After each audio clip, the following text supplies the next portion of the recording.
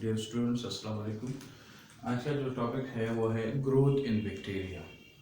तो सबसे पहले जो है ग्रोथ को किस तरह हम डिफाइन करेंगे कि ग्रोथ क्या है। दो तरह की ग्रोथ है। एक ग्रोथ होता है, एक बैक्टीरियल इमेच्योर सेल है और वो मेच्योर हो गया। इसके अंदर मेच्योरिटी, सेल की मेच्योरिटी क्या है, इसके अंदर एंजाइम बनने हैं, डीएनए रिप्लिकेशन होना है, क्योंकि अभी उसने डिवाइड होना है। तो डिवीजन से पहले एक सेल के अंदर हर चीज़ की डुप्लीकेशन होती है अगर पॉसिबल है, और डुप्लीकेशन के बाद दो दो चीज़ें बनती हैं तो दो में डिवाइड होकर एक इस साइड पे। जिस टाइम पे डुप्लीकेशन होता है, सेल प्रिपेयर होता है अपने आप को, एक सिंगल सेल है वो प्रिपेयर करता है, इसका साइज बढ़ गया, उसके अंदर चेंजेस आ गए, एक ये ग्रोथ है। इसी को हम सेल मेच्योरिटी फेज भी बोलते हैं। और दूसरा है, एक सेल मेच्योर हो गया, उसके अंदर चीज़ें बन गई, उसने डिवाइड होना है, एक सेल ने दो बनाने हैं, ये भी ग्रोथ है। दोनों को हम ग्रोथ बोलते हैं। Increase in number of the bacterial cell, ये है। Cell buildup, protoplasm buildup, protoplasm cytoplasm के अंदर जितने भी चीज़ें हैं उसको बिल्ड करते हैं, तैयार करते हैं। फिर बताता हूँ तैयारी क्या है, रिप्लिकेशन ऑफ डीएनए है, और जो चीज़ें रिस्पॉन्सिबल है एक सेल सर्वाइवल के लिए, उसकी डुप्लीकेशन होती हैं, दो दो कॉपीज बनती हैं। नंबर ऑफ सेल, जब बन गई, सेल मेच्योर हुआ, अब इसने डिवाइड हो गया, एक से दो बन गए। एक सेल जब एक से दो में डिवाइड होते हैं उससे पहले वो मेच्योर होगी, और मेच्योरिटी क्या है, एंजाइम बनाने होते हैं, हार्मोन बनाने होते हैं, डीएनए रिप्लिकेशन होता है, उसकी मेच्योरिटी बोलते हैं हम। एक सेल जब एक से दो में डिवाइड होता है तो वो दो स्टेजेस को क्रॉस करेंगे, पास करेंगे। एक को हम बोलते हैं सेल मेच्योरिटी फेज और दूसरे को रिप्लिकेशन फेज बोलते हैं, जिसमें एक सेल दो में डिवाइड होता है। तो इन दोनों को हम ग्राफिकली रिप्रेजेंट करते हैं, ग्राफ के तौर पे हम रिप्रेजेंट करते हैं। तो वो क्या है, वो ये है। असल में जो ग्रोथ इन बैक्टीरिया अभी पढ़ते हैं ये एसेक्सुअल रिप्रोडक्शन है। एक बैक्टीरिया बाइनरी करता है, एक बैक्टीरियल सेल दो में डिवाइड होता है, तो ये फेजेस को पास करेगा, इसके बाद वो दो में डिवाइड होगा और या इसी हालात से गुजरेगा। और एक सेल जो है वो बर्डिंग करते हैं तो भी ये प्रोसेस जो है पास करेगा।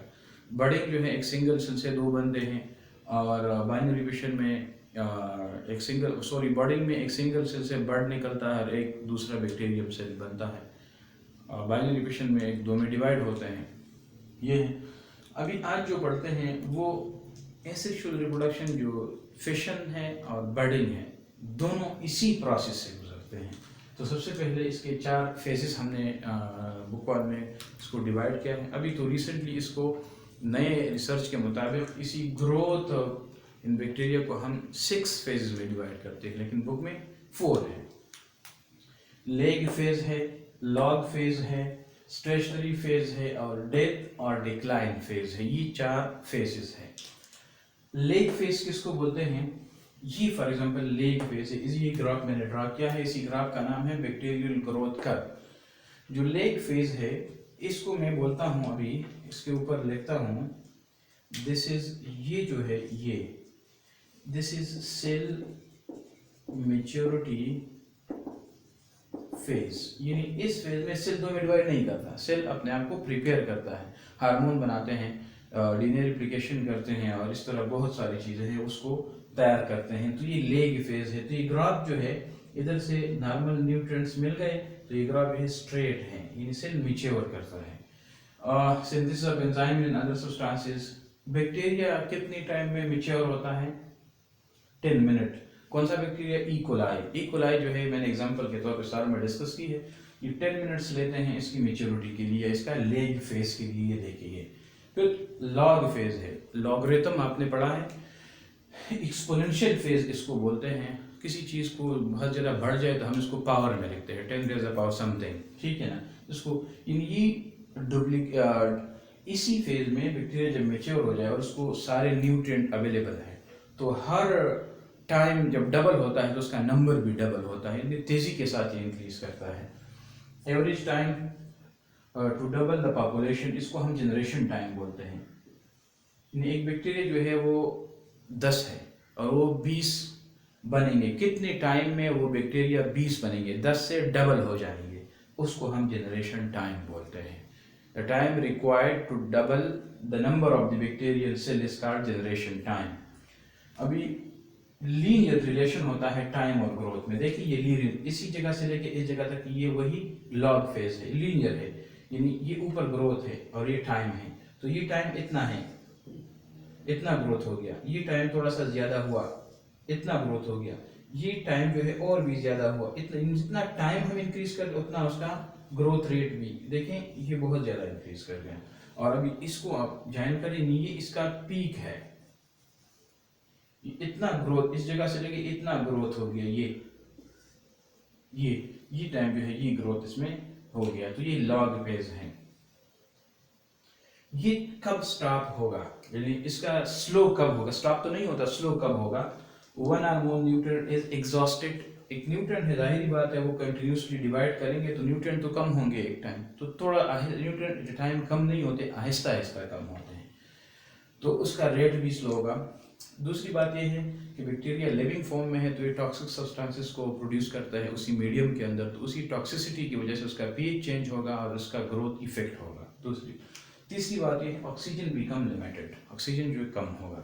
तो ये जो कंटिन्यूस करता है, यानी टाइम के साथ साथ नंबर भी इंक्रीज करता है, तो बैक्टीरिया जो है ई कोलाई 1000 बैक्टीरिया बनते हैं 180 मिनट्स में, 180 मिनट्स में 1000 बैक्टीरिया, 180 मिनट्स का टाइम हो गया, फिर उसका स्टेशनरी फेज आएगा। ये वाला स्टेशनरी फेज में ये है net growth, no net growth.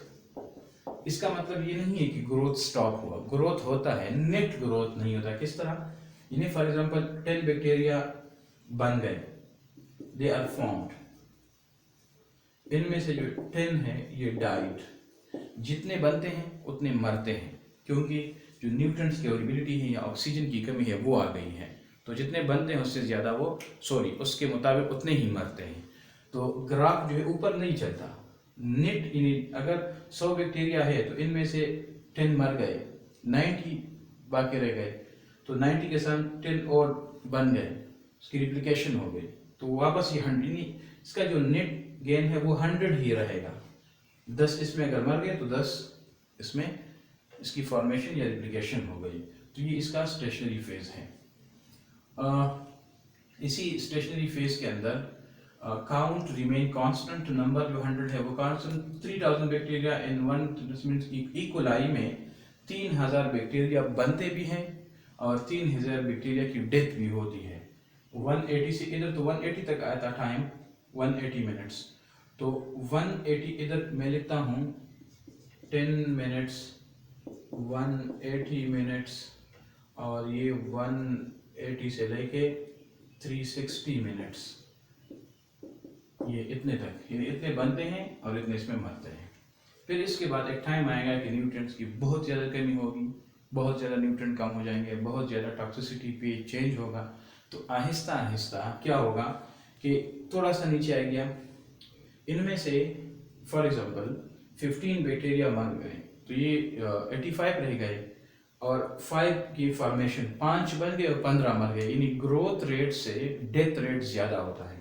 इसी जगह से लेके इसी को हम डिक्लाइन रेट बोलते हैं। डिक्लाइन रेट में क्या है, सम बैक्टीरिया फॉर्म स्पोर्स, बाज बैक्टीरिया ऐसे होते हैं जो कैप्सुलेटेड बैक्टीरिया होते हैं या जो स्पोर बना सकते हैं, तो वो बैक्टीरिया इसी हार्श कंडीशन से निकलने के लिए अपने इर्द गिर्द एक स्पोर बनाते हैं जिसको हम एंडोस्पोर बोलते हैं, वो पढ़ेंगे इंशाल्लाह लेक्चर में। वो एंडोस्पोर क्या करता है, जब हालात फेवरेबल बन जाते हैं तो वो वापस बैक्टीरिया बनाती हैं, बैक्टीरियल वेजिटेटिव सेल बनाते हैं ये। बाकी बैक्टीरिया जो है जो स्पोर नहीं बना सकते, उसमें एक कैपेबिलिटी नहीं है, वो ऐसे ऐसे मर जाते हैं, जीरो पे आते हैं। टाइम आएगा कि न्यूट्रिएंट्स बहुत खत्म होगी तो बैक्टीरियल का जो ग्रोथ है या बैक्टीरियल की लड़ाई वो भी खत्म होगी। 300 बैक्टीरिया जो है इसकी डेथ होती है 360 मिनट्स, ये 360 मिनट के बाद, तो ये जो 300 बैक्टीरिया जो है वो मेरे ख्याल में पर मिनट जो है इसकी डेथ है या पर सेकंड है, ये मैं देखूंगा, ये मैंने ई कोलाई ली है, ठीक है ना। 360 मिनट के बाद आपको 300 बैक्टीरिया उसी मीडियम के अंदर मरी हुई या डेथ कंडीशन में मिलेंगे, ठीक है। ये इसका ग्राफ, इसको हम बोलते हैं bacterial growth curve. Thank you.